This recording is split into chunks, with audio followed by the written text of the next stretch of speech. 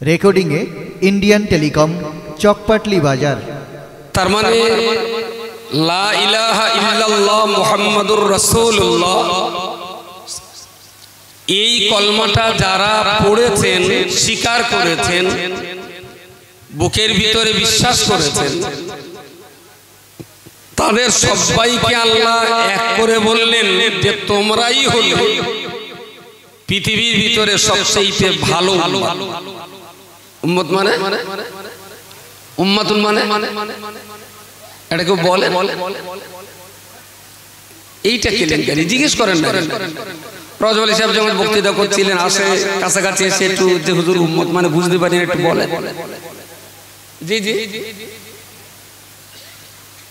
উম্মত শব্দের বাংলা অর্থ হলো একটা দল।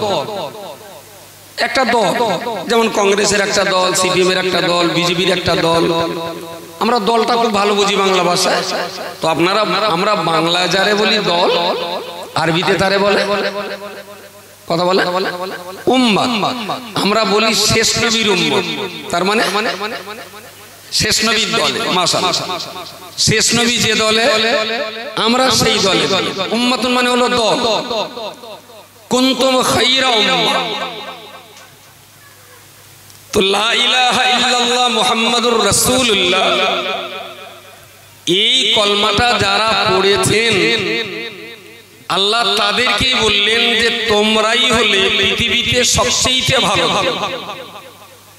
পৃথিবীতে আরো দল আছে, আমরা কলমা পড়া, কলমা স্বীকার করা এই দলটাকে আল্লাহ বললেন তোমরাই সবচেয়ে ভালো দল।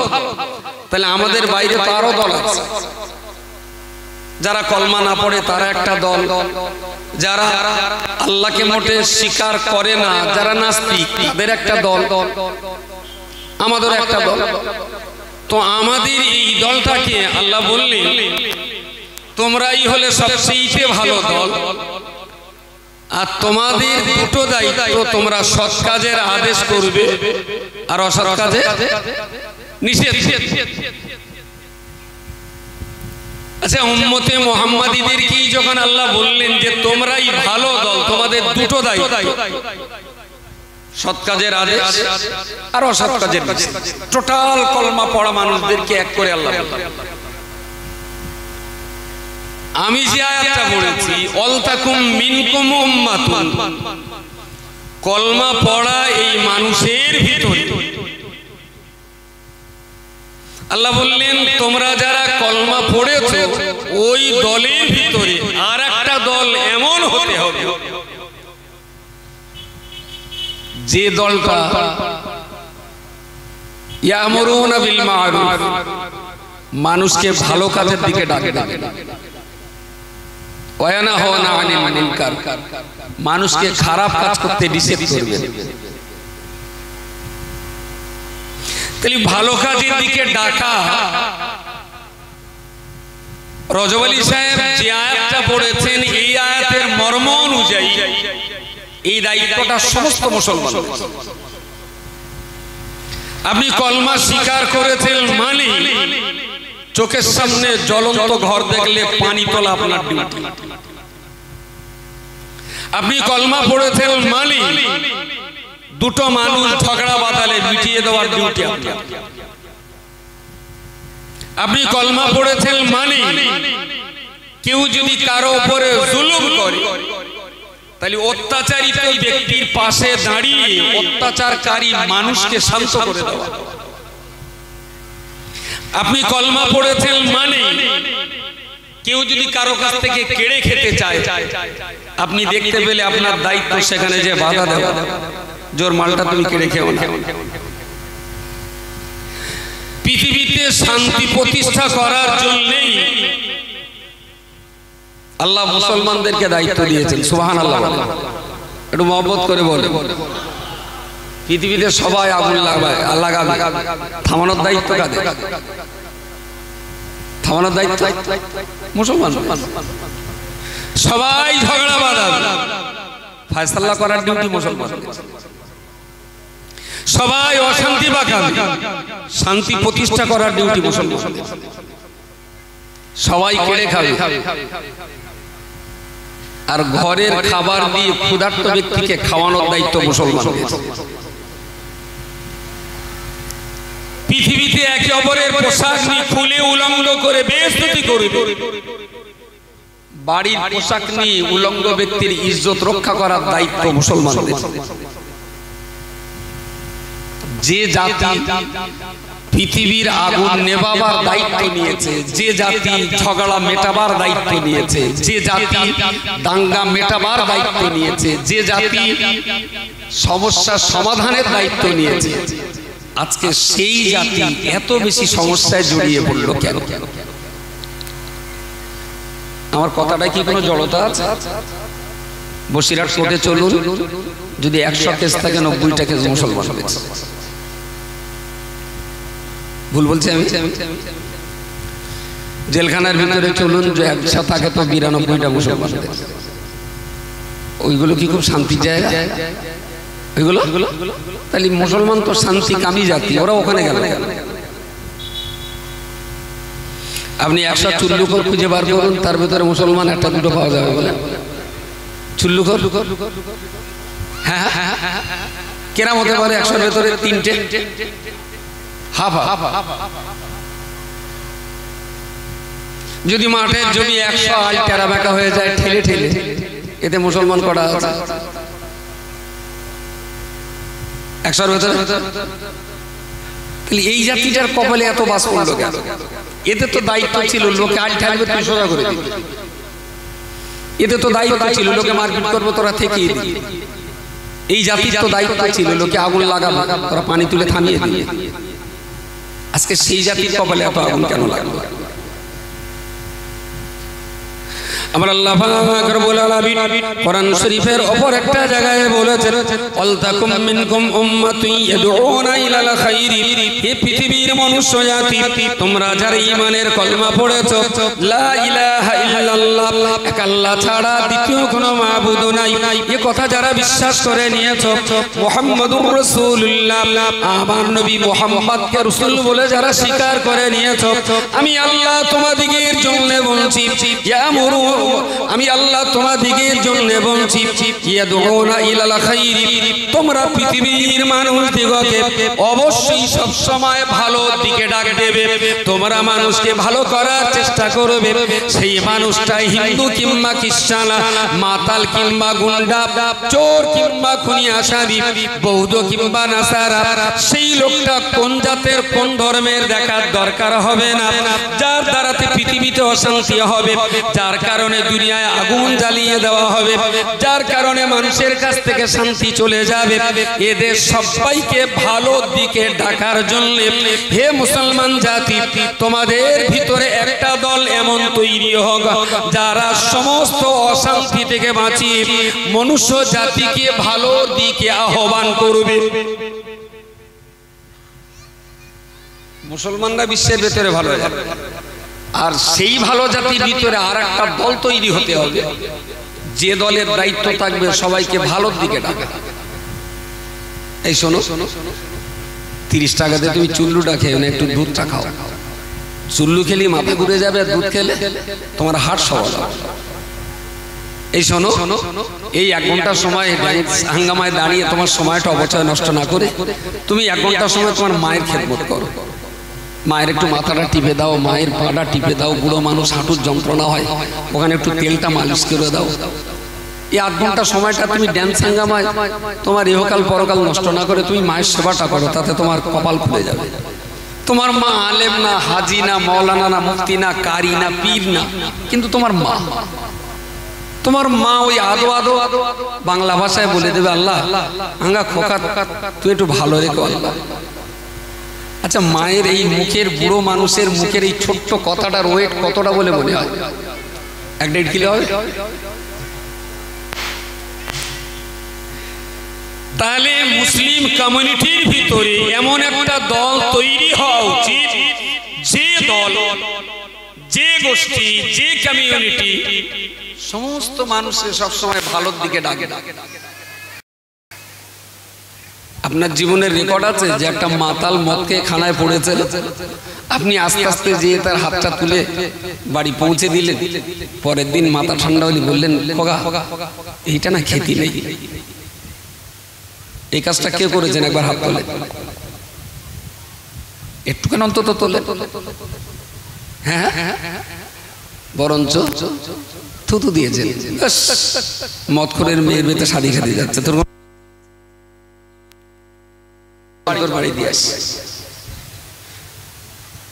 আমার কথাটা মাথায় রেখে একটা দিন একটু পালন করে দেখুন। একটা মাতালের খানার থেকে তুলুন, ও তো টল ওইভাবে ধরে বাড়ি নিয়ে একটু গা হাত পা ধুয়ে একটু জামা কাপড় পরিয়ে ওর বাড়ি দিয়ে আসে।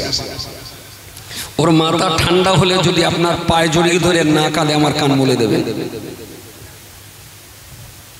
একদিন, দুদিন, 3 দিন 500 গ্রাম চাল, 500 আলু, 50 গ্রাম সর্ষের তেল নিয়ে ওর বাড়ি। কি হয়েছে? এ দেখো, ও ভাই বাতাসটা দাও তো, শব্দটা দিও। বাতাস হোক, যেন শব্দটা না।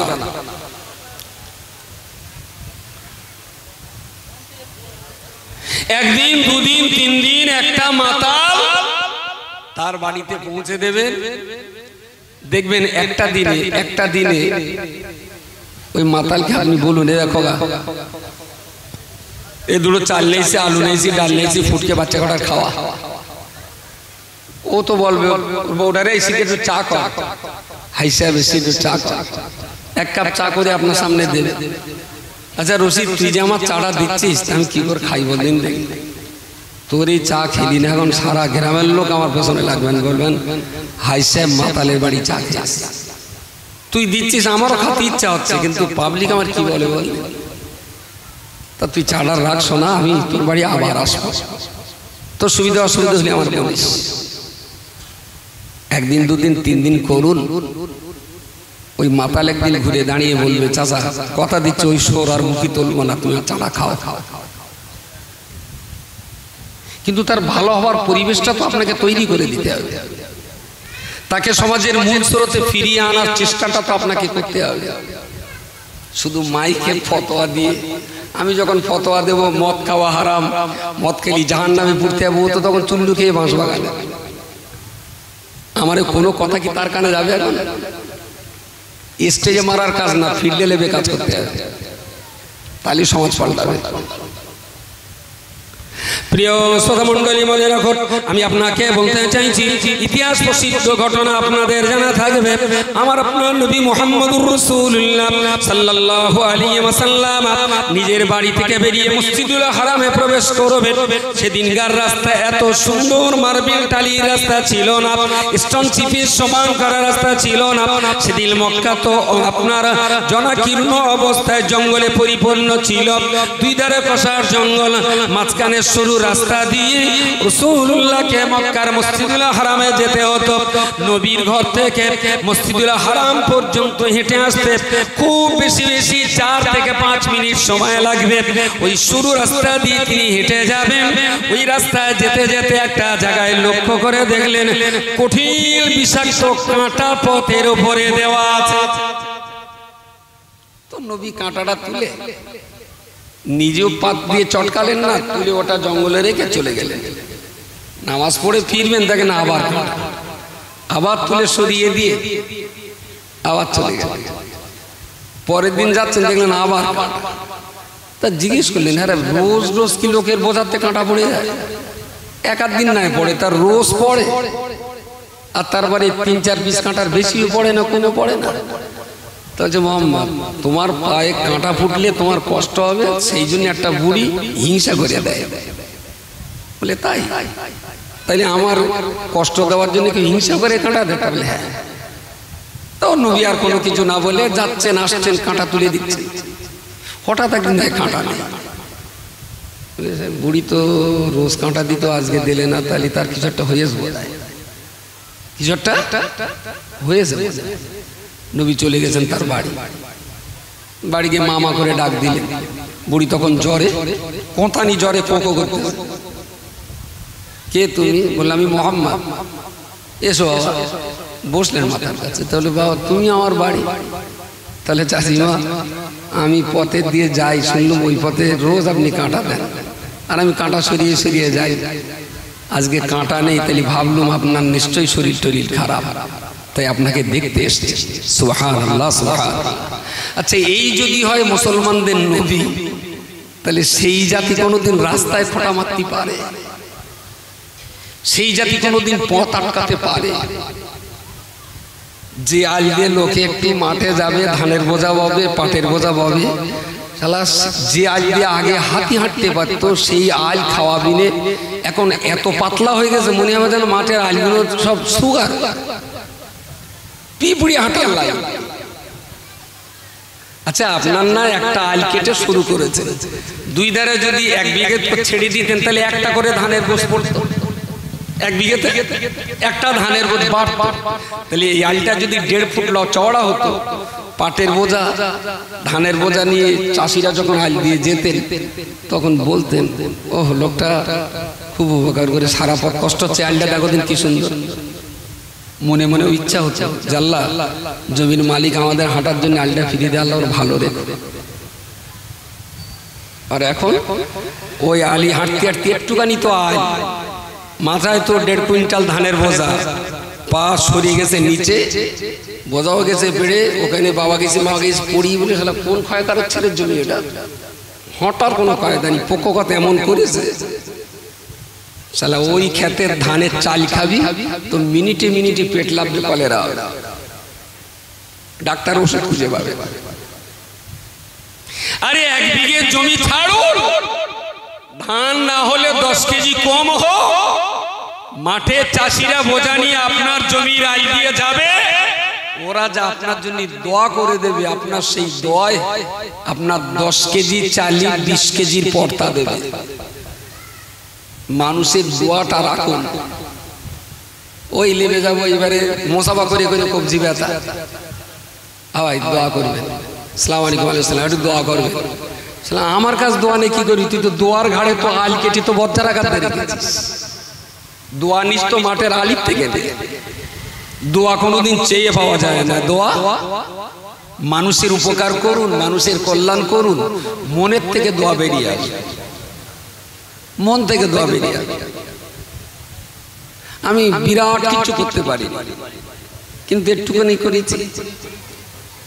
ওই চকপাটলি বাজারে রাস্তা থেকে একটুখানি নেবেই একটা খারাপ সেন্সে নেবেন না, দাসপাড়া আছে না, দাসপাড়া, ওই ডান দিকে নেমে যে সেই গত বছরের আগের বছর সেই বোধ হয় আয়লার সময়, আমফানের সময়, সে এক বুড়ি পেনা, বুড়ি না, মাথা চুলটুল পাকিনি, দাসপাড়ার একটা বউ এসে একদম সরাসরি আমার সামনে দাঁড়িয়ে, তো হুজুর হুজুর তুমি তো সবার খাওয়া দিচ্ছ, আমাদের তুমি খাওয়া দেওয়া না। তা আমি বলি সবার খাবার দিই, তোমার খিদে লাগলে তোমারও দেবো, তাহলে আগে কিন্তু দাও না, আগে না খাওয়াচ্ছে না ঠিকঠাক মতো, আমি তাহলে কাল দুপুর থেকে দেবো, বলতেন আজকে রাত্রিতে দাও। তা ফোন করে দিলাম, চালাতে দুটো চাল ডাল দিলে রান্না বান্না শুরু হয়ে গেল। তা আমার সামনে দেখবেন, আল্লাহ তোমার ভালো করো, আল্লাহ তোমার ভালো করো। আচ্ছা, ওই হিন্দুর দোয়াটা কি আল্লাহর কাছে কবুল হতে পারে না? দোয়া কোনোদিন চেয়ে পাওয়া যায় না, দোয়া নিজের ব্যবহারে, নিজের আচারে, নিজের ভঙ্গিমায় দোয়া অন্যের কাছ থেকে কেড়ে নিতে হয়। ওই লোকটা হিন্দু বলে যে ওর ওই দোয়াটা আমার নসিবে কবুল হবে না, একথা কখনো বলা যায় না। আল্লাহ মুসলমানের দোয়া যেমন নেবে, তো হিন্দুর দোয়া আল্লাহর কাছে কবুল হতে পারে, এটা অস্বীকার করার জায়গা নেই। বুড়িটা বললেন, খুব লজ্জা পেলেন, বললেন যাও, আমি আর কোনোদিন কাটা দেবো না। সুবহানাল্লাহ বলেন। প্রিয় রাসূল যদি সেখানে দাঁড়িয়ে কাঁটাটা সরিয়ে আমার আপনার মতো যদি গালিগালাজ করতেন, খিস্তি করতেন, কোন বেজম্মা, কোন ছোট লোক, কোন খানায় পড়া কাঁটা দেশের যদি দেখতে পাই তার জবাই করে দেব। জিন্দেগিতে ওই বুড়ি কখনো কলমা পড়তেন না, ওই বুড়ি কোনোদিন জিন্দেগিতে কলমা পড়তেন না। প্রিয় রাসূলের এই ইহসান, এই মানবতা, এই আদর্শই তো মানুষকে কলমা পড়তে উদ্বুদ্ধ করেছে। আমার রাসূল যদি এমন আদর্শ রেখে যান, তাহলে আমরা কি শ্রীকৃষ্ণের নবী? শ্রীকৃষ্ণ কি আমাদের নবী? সেই গাছের আগায় দাঁড়িয়ে গোড়া কাটতো কি কালিদাস। আমরা কি কালিদাসের যে নিজের বাঁশ নিজেরা দিচ্ছি? যদি আমি উম্মত হই মুহাম্মদ ইবনে আব্দুল্লাহর, তাহলে আমার আচরণটা অন্তত মুহাম্মদ ইবনে আব্দুল্লাহর মতোই হওয়া উচিত। আল্লাহ নবী মুহাম্মদুর রাসূলুল্লাহ সাল্লাল্লাহু আলাইহি ওয়াসাল্লাম তিনি একজন যিনি চরম শত্রুতা করতেন। এই চরম শত্রুতা করা মানুষের সঙ্গে নবী আমার কি সুন্দর ব্যবহার করেছেন, কত সুন্দর ইহসান তিনি করেছেন। রজব আলী সাহেব একটা কথা বলতে বলতে বলেছেন, পুলিশ হলো সরকারের পোষা গুন্ডা। মনে আছে না? পুলিশ সরকারের পোষা গুন্ডা। কিন্তু এই পুলিশও বলে আবার অনেক সময় কলের পানি টেনে পথচারীকে খাওয়ায়। এটা অস্বীকার করা জায়গা নেই। তো হয় কি, ভাত খেতে খেতে গালে কাঁকড় পড়লি না, পুরো এক গাল ভাতই ফেলতে হয়। সেই জন্যই হয়তো বলে ফেলেছে ফটান করে। কিন্তু পুলিশ মানেই গুন্ডা না, পুলিশেরও অনেক ভালো কাজ থাকে। পুলিশ মানেই ঘুষখোর না, মাস্টার মানেই যে কৃপণ তা না। তবে আমার একটা জিনিস মনে হয় যে আজকে 18 মাস, ধরুন গত বছর মে মাস থেকে শুরু হলে এবছরের মে মাস 12 মাস, জুন জুলাই আগস্ট, মার্চের থেকে, তাহলে এবছর মার্চ 12 হয়ে গেল। March April May June July August 6 মাস, তার মানে 12 হচ্ছে 18 মাস স্কুল বন্ধ। তো মাস্টাররা বাড়ি বসে বসে, কেউ যদি মাস্টার থাকে না সে আবার জেগে যাবেন ঘোড়ার। ভাই আমি আপনাকে বলছি, আচ্ছা এই স্কুল বন্ধ যদি মাইনেটাও যদি বন্ধ থাকতো, তাহলে মাস্টাররা এতদিন আন্দোলন করতেন না চুপচাপ থাকতেন? হ্যাঁ, আন্দোলনটা কি মাস্টাররা বলতেন যে টাকা দিতে হবে? বলতেন লেখাপড়া শেখাতে হবে, লেখাপড়া বন্ধ হয়ে গেলে সমাজ খানে খারাপে চলে যাবে, সরকার কেন স্কুল বন্ধ রেখেছে? একবারও বলবে না যে আমার বোর খাওয়া হচ্ছে না। স্কুল বন্ধ আছে থাক, যদি সরকারের স্যালারি যদি বন্ধ হতো, হারগিজ কোনোমতি আমাদের এই রাজ্যে, আমাদের এই দেশে 18 মাস স্কুল বন্ধ রাখার হিম্মত ছিল না সরকারের। কবি স্কুল বন্ধ হতো?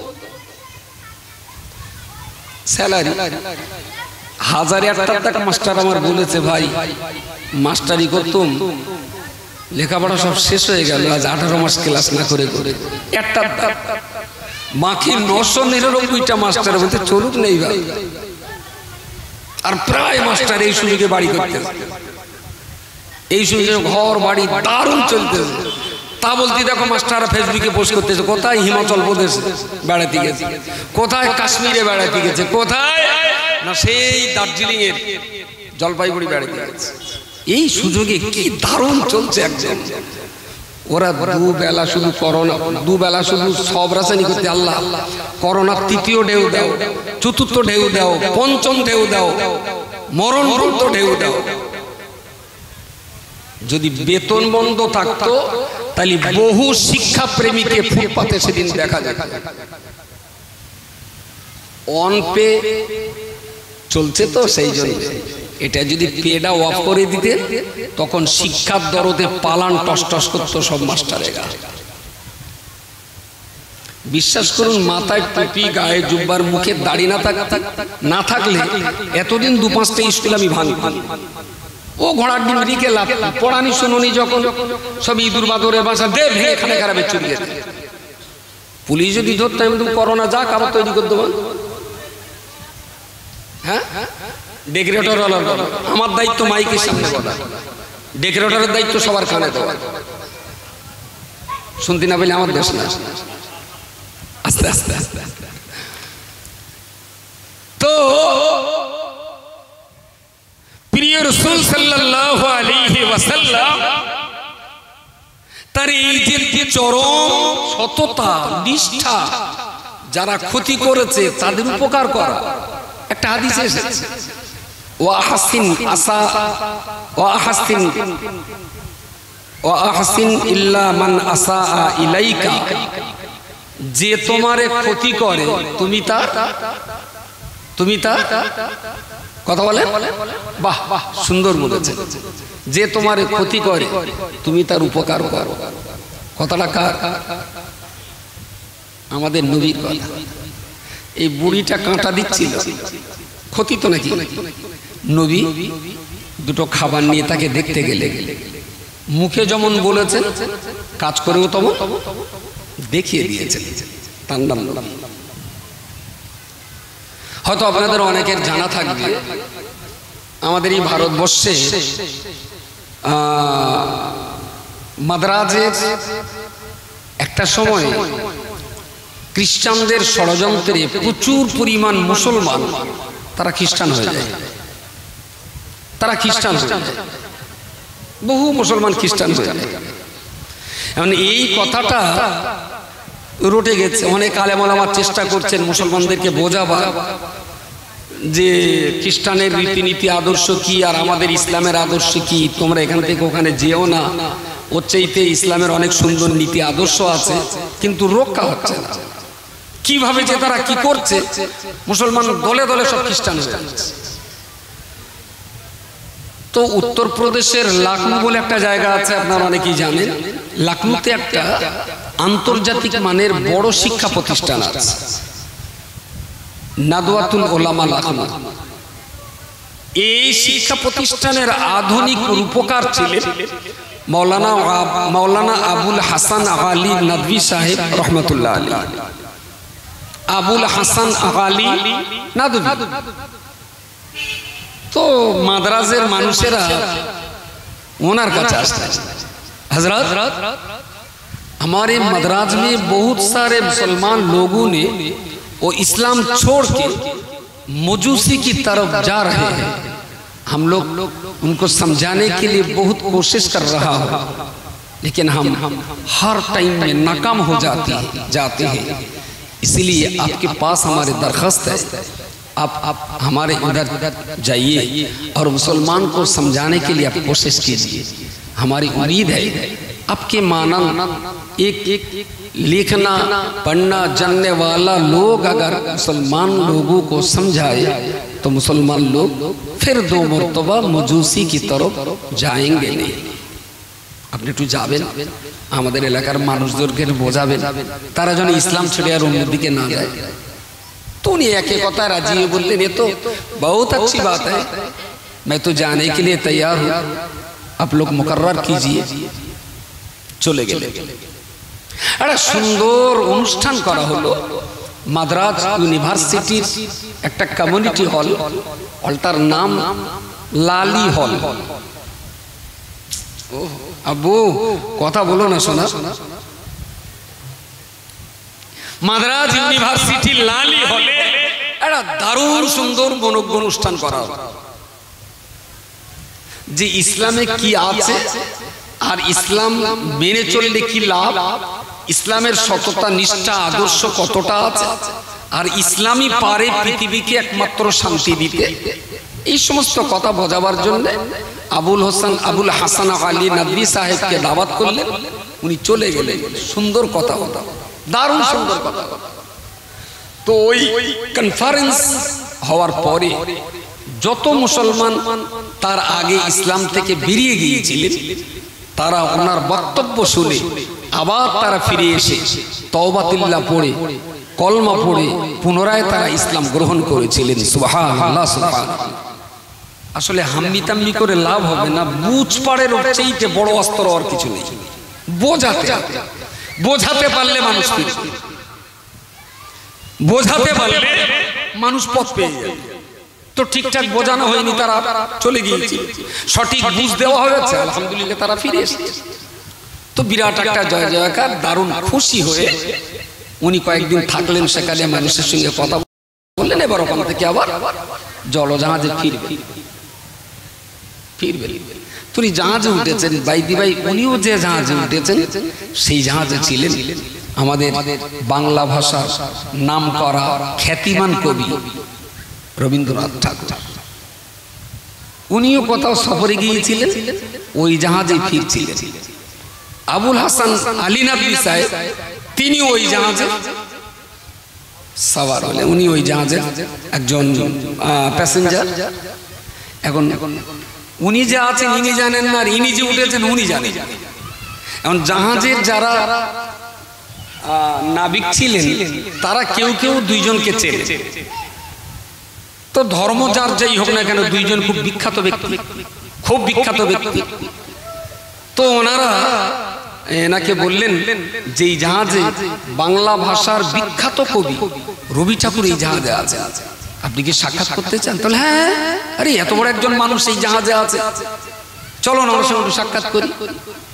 তাহলে দাঁড়ান, উনি আবার কতালায় আছেন, কোথায় আছেন ওটা দেখে আসি। তো দেখে দেখে খুঁজে, জাহাজ মানে তো আর রান্নাঘর না, 1200-1300 1400 করে মানুষ থাকে এক একটা জাহাজ। তারপর কে বসে থাকে, কে ঘুমিয়ে থাকে, কে ডেকে আছে, কে নিচে আছে। তুমি দেখলেন তখন উনি ডেকে বসে রবি ঠাকুর হাওয়া খাচ্ছেন জাহাজের একদম সার।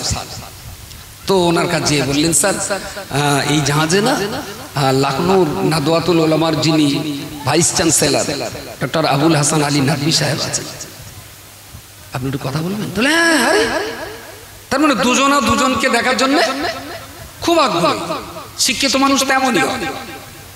তো জাহাজ কর্তৃপক্ষ ওনাদের দুজনকে নিয়ে একটা মনোজ্ঞ অনুষ্ঠান করলেন, দুই শিক্ষিত পণ্ডিত মানুষের আলাপচারিতা হবে, আমরা সবাই শুনি।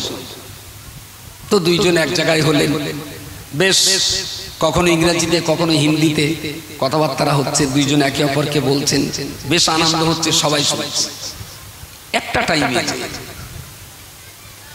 সুযোগ বুঝেই মৌলানা আবুল হাসান আলী নদভী সাহেব রবি ঠাকুরকে বলেছিলেন, স্যার मुझे माफ करना, अगर गुस्ताखी हो तो मुझे माफ कर देना। क्या बात है? বলছে যদি ভুল ত্রুটি হয় ক্ষমা করবেন। বলছে না না বলুন, কি বলবেন কি? তো বলছে আপনি তো প্রথমে ছিলেন তো হিন্দু, একটা টাইমে আপনি আবার হিন্দু ধর্ম ত্যাগ করে বৌদ্ধ ধর্ম গ্রহণ করলেন রবি ঠাকুর। আর বৌদ্ধ ধর্মের গৌতম বুদ্ধ তো হযরত মুহাম্মাদের অনেক আগের মানুষ, আমাদের নবীর অনেক আগের মানুষ গৌতম বুদ্ধ। গৌতম বুদ্ধের ইতিহাস আমাদের নবীর ইতিহাসের চেয়ে প্রাচীন ইতিহাস। তো বললেন গৌতম বুদ্ধের ধর্ম তো আপনি গ্রহণ করলেন, তো গৌতম বুদ্ধ তো হযরত মুহাম্মাদের অনেক আগে, তো সেই ধর্মটা এখনো পৃথিবীর সব জায়গায় ভালো পৌঁছায় যায়, কিন্তু হযরত মুহাম্মদের প্রচেষ্টায় এত অল্প দিনেই ইসলাম ধর্ম সারা পৃথিবীতে ছড়িয়ে গেল। এ সম্পর্কে আপনি কি বলবেন? কে জিজ্ঞেস করছেন? নদভী সাহেব রবি ঠাকুরকে জিজ্ঞেস করছেন। রবি ঠাকুর বললেন, আসলে কোন নেতার নেতৃত্ব মানুষ মানবে কি মানবে না তা নির্ভর করে ওই নেতা জবান আর কাজের মিল আছে কিনা তার উপরে। সুবহানাল্লাহ বলেন, একটু জোরে বলেন সুবহানাল্লাহ। আল্লাহর বান্দা মনে রাখো, আমার আপনার নবী মুহাম্মদুর রাসূলুল্লাহ সাল্লাল্লাহু আলাইহি ওয়াসাল্লাম যে কথা নিজে মানুষকে বলতেন, যে কথা তিনি মানুষকে বলতেন, লিমা তাকুলুনা মা লা তাফআলুন, হে পৃথিবীর মনুষ্য জাতি, এই কথাটা কেন তুমি লোককে করতে বলো? যে কাজটা তুমি নিজে করো না সেটা কেন তুমি অপরকে করতে বলো? আমার নবী জনগণকে যে কাজ করতে বলতেন, নবী তো সে কাজ জনগণের আগে অবশ্যই নিজে তো কাজটা করে দেখাতেন। লিমা তাকুলুনা মা লা তাফআলুন, যা তুমি করো না তা লোককে করতে বলো কেন? আল্লাহ নবী আল্লাহর হাবিব আমার তিনি যে কথাটা দেশের জনগণকে বলতেন তোমরা এই ভালো কাজটা করো, উনি যখন বলতেন ওই কথাটা বলার পূর্বে নিজে তো সে কাজটা করতেন। একদম খুব বিখ্যাত কথা, সবাই জানে। জানেন একজন মহিলা বাচ্চাটাকে কোলে করে নিয়ে রাসূলুল্লাহর দরবারে যেয়ে বললেন, ইয়া রাসূলুল্লাহ,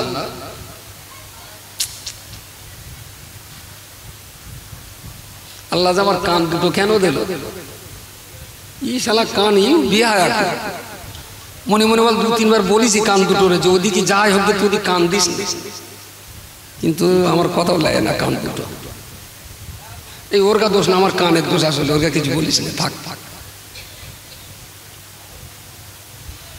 এরপরে দাওয়াত নিতে গেলি না, বলতে হবে বাড়ি যা গিয়ে স্টেজ কত ফুট বাই কত ফুট মেপে আয়, উত্তর দিক না দক্ষিণ দিক মেপে আয়, রাস্তা কোন দিকে সেটা দেখে আয়, দোকানপাট বসবে কত দূরে সেটা মেপে আয়, তুই এখানে ম্যাপ আয়। এবার আমি যদি বুঝতে পারি যে হ্যাঁ ওখানে দুটো কথা বলতে পারো, তাহলে যাবো। এই মেজাজ জামান করছে শালা সম্বন্ধী করবো আর বলবেন মৌলভী সাহেবকে ভাষা ভাষা ইলিম বক্সর ভাষাটা থেকে আপনারাই খারাপ করিলেন এই করে। যাক রবি ঠাকুর বললেন আসলে নেতার নেতৃত্ব জনগণ গ্রহণ করবে কি বর্জন করবে তা নির্ভর করে ওই নেতার জবান আর ওই নেতার কাজের উপরে। যে নেতার জবানে বলার সাথে নিজের কাজের মিল আছে সে নেতার নেতৃত্ব জনগণ সহজে মেনে নেয়। হযরত মুহাম্মদ ছিলেন পৃথিবীর একমাত্র ব্যক্তিত্ব, তিনি যা বলতেন তা করে দেখাতেন। তাই হযরত মুহাম্মদের মতো একজন সফল নেতৃত্বের কারণে ইসলাম ধর্ম অল্প সময়ের ভেতরে সারা পৃথিবীতে ছড়িয়ে গেছে। রবি ঠাকুর স্বীকার করেছিলেন। গৌতম বুদ্ধের আদর্শই ছিল অহিংস পরম ধর্ম। অহিংস পরম ধর্ম, যে কখনোই কারো উপর হিংসা করা যাবে না। গৌতম বুদ্ধের ছবি নিশ্চয়ই দেখেছেন, এরকম বাবু হয়ে বসে হাত দুটো এখানে এইভাবে আছে, ঠিক এরকম একটা ছবি আছে না, চোখ বন্ধ করা। এই ছবিটা আমরা দেখি গৌতম বুদ্ধের। তিনি বললেন কি যে দুনিয়ার মোহ, দুনিয়ার লোভ লালসা, এসব সংসার, মারামারি, কাটাকাটি, হানাহানি, হিংসা সব কিছু করা যাবে না, এসব মহাপাপ। কি করা যাবে? বলে জঙ্গলে বসে নিরাবিলি বসে যিনি সৃষ্টি করেছেন তার ধ্যান জ্ঞান করো। বিয়ে শাদী তোমরা সব করা যাবে না। সংসার বলে না না, কত রকমের ঝামেলা। বাজার ঘাট তাহলে না না, ওজনে কম বেশি দেবে, ঝগড়া হবে। চাষাবাদ বলে মার টাকা রাখ, জমির আল ঠেলাঠেলি করে সব শেষ করে দেবে। সবাই জঙ্গলে চলে যায়, সেই বসে থাকে। বাহ বাহ, এটা শান্তির কথা বললেন। হিংসা করা যাবে না, মারপিট করা যাবে না, ঝগড়া করা যাবে না, গালিগালাজ করা যাবে না। কথাগুলো কি খারাপ? মোটেই খারাপ কথা না। তুনিও জঙ্গলে যে বসলেন, আনোয়ারা ভক্তদের বললেন তোমরাও যাচ্ছে একটা জায়গা নিয়ে ধ্যানে বসে যাও। গৌতম বুদ্ধের বাপ মা যদি বেনা করত, এত দেরি করে বুঝতে হবে?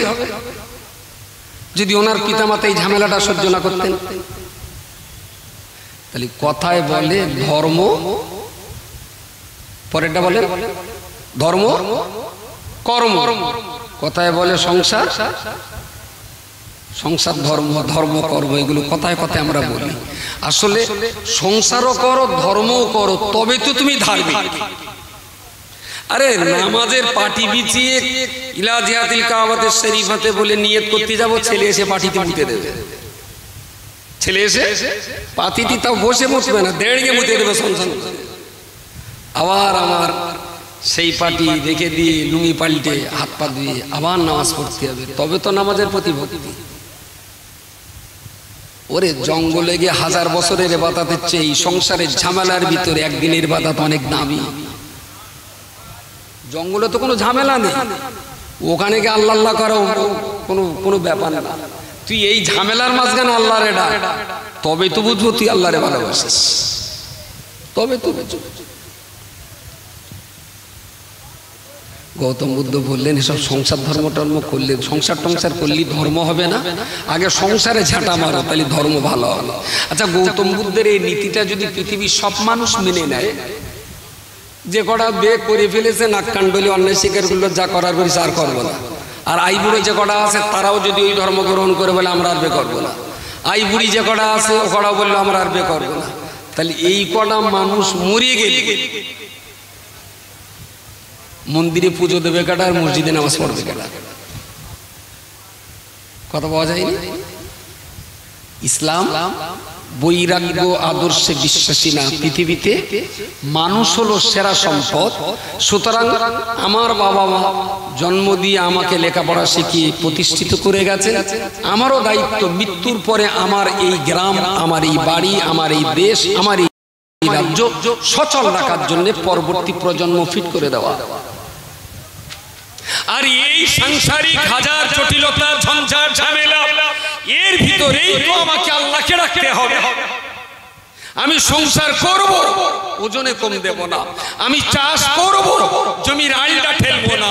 আমি ব্যবসা করব, মালে ভেজাল দেব না। আমি আত্মীয়তা করব, ছিন্ন কখনো করব না। তবেই তো ধর্ম হবে। বিয়ে করলুম না ঝঞ্ঝাটের ভয়তে, তা তুই ভাই খুব ভালো লোক, তোর এই ভালো মতটা যদি সবাই নেয়, কথা বোঝেন, ঝঞ্ঝাটের ভয়তে বিয়ে করল, এটা যদি সবাই বোঝে, পৃথিবীর বয়স টোটালি 100 বছর। তার মানে এই লোক কটা মরে গেলি তখন দুনিয়া হনুমান চালাবে, বাঁদরে চালাবে দুনিয়া। প্রিয় শ্রোতা মণ্ডলী, মনে রাখুন রবি ঠাকুর সেদিন বলেছিলেন আসলে নেতার নেতৃত্ব পৃথিবীর মানুষ গ্রহণ করবে না, ছেড়ে দেবে। এটা নির্ভর করবে ওই নেতার ব্যক্তি চরিত্রের উপরে। নেতা যেটা বলবে সেটা যদি নিজে করে দেখাতে পারে, তবেই তো জনগণ তাকে বিশ্বাস করবে। ও আল্লাহর বান্দা, মনে রাখুন আমার আপনার নবী মুহাম্মদুর রাসূলুল্লাহ সাল্লাল্লাহু আলাইহি ওয়াসাল্লাম তিনি তো পরিষ্কার করে হাদিস শরীফে বলেছেন, ওই লোকটা মুসলমান নয়, ওই লোকটা মুসলমান নয়, ওই লোকটা মুসলমান নয় যে লোকটা নামাজি, রোজাদার, হাজি, গাজী, সুফি, দরবেশ, কিন্তু প্রতিদিন রাতে খেয়ে দিয়ে ঘুমাবার সময়তে তার প্রতিবেশীর বাড়িতে একবার খবর নিল না ওদের খাওয়া হয়েছে কিংবা হলো না। খবরটা না নিয়ে যে লোকটা ঘুমিয়ে পড়ে, আল্লাহর দরবারে ওই নামাজি, ওই রোজাদার, ওই হাজিটা, ওই সুফিটা আমার আল্লাহর দরবারে মুসলমান বলে দাঁড়াতে পারে না, পারে না, পারে না। ওরে আমার মাথায় কি অন্য কুকুরি নোনা পানি দেছে যে বাড়ির ভাত খেয়ে বলের বুঝ তাড়াবে? আয়লার সময় আমফানে, ইয়াস ঝড়ে, বুলবুলুতে কিচ্ছু পারিনি, দুটো বাতাসে এক মতো মুড়ি তো দুটো লোকের হাতে দিয়েছি। আমি সুস্থ আছি, দুটো বাতাসে এক মুঠো মুড়ি একজনকে দিয়ে বলেছি ভাই এই আমার ক্ষমতা নেই, তুইও সুস্থ থাক, তুইও ভালো থাক। এটা আমার আত্মার তুষ্টি, এটা আমার কলবের প্রশস্তি, এটা আমার মনের শান্তি।